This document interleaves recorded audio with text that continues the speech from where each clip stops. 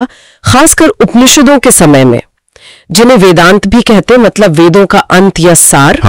तब ऋषियों ने अंदर देखना शुरू किया। उन्होंने बाहरी यज्ञों से हटकर आंतरिक खोज पर ध्यान दिया। अच्छा। तब ब्रह्मांड की अवधारणा और गहरी और दार्शनिक हो गई। तब उसे सिर्फ बाहरी शक्ति नहीं बल्कि सृष्टि का मूल कारण माना गया, ब्रह्मांड का परम सार, और यहां तक कि व्यक्ति का अपना जो अंतरतम स्व है, आत्मा, उसके रूप में समझा जाने लगा। तो ये एक तरह से बाहर से अंदर की यात्रा हुई। बिल्कुल, वेदों से उपनिषदों तक की यात्रा बाहरी खोज से आंतरिक सत्य की ओर जाने की ही यात्रा है। तो अगर ब्रह्मन ही परम सत्य है, तो फिर ये दुनिया जो हम देखते हैं, महसूस करते हैं, ये रंग, रूप, नाम, ये बदलना, ये सब क्या है? क्या ये ब्रह्मन से अलग है? आपने सागर और लहर की मिसाल दी थी। हाँ, वो मिसाल यहाँ बहुत अच्छी तरह फिट होती है।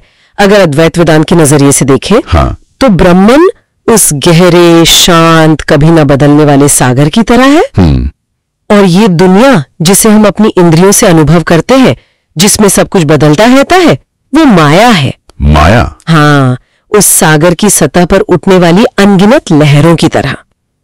अब देखिए, लहरें सागर से अलग दिखती हैं, है ना? उनका अपना रूप होता है, आकार होता है, वो बनती हैं, मिटती हैं। हाँ, बिल्कुल। लेकिन क्या वो सच में सागर से अलग है? नहीं, उनका होना तो सागर की वजह से ही है, और आखिर में वो सागर में ही मिल जाती हैं। सही बात है। इसी तरह माया जो है वो ब्रह्मन की ही शक्ति है, जो इस अलग अलग दिखने वाले जगत के रूप में सामने आती है। ये जगत झूठा नहीं है, पर यह परम सत्य भी नहीं है, क्योंकि यह बदलता रहता है। और यहीं पर आत्मा की बात आती है, व्यक्ति का जो अपना स्व है। और यही वो बड़ा सवाल उठता है कि इस आत्मा का और ब्रह्मांड का रिश्ता क्या है? बिल्कुल, यही भारतीय दर्शन का, खासकर वेदांत का सबसे अहम सवाल है।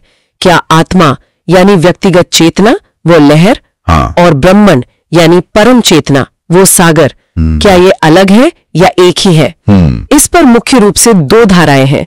एक है अद्वैत वेदांत, जिसके सबसे बड़े नाम आदि शंकराचार्य माने जाते हैं जी। वो कहते हैं कि आत्मा और ब्रह्मन असल में एक ही है, उनमें कोई भेद नहीं है। अद्वैत का मतलब ही है दो नहीं। अच्छा, दो नहीं? हाँ, जो हमें फर्क दिखता है वो माया या अज्ञान, जिसे अविद्या कहते हैं, उसके कारण है।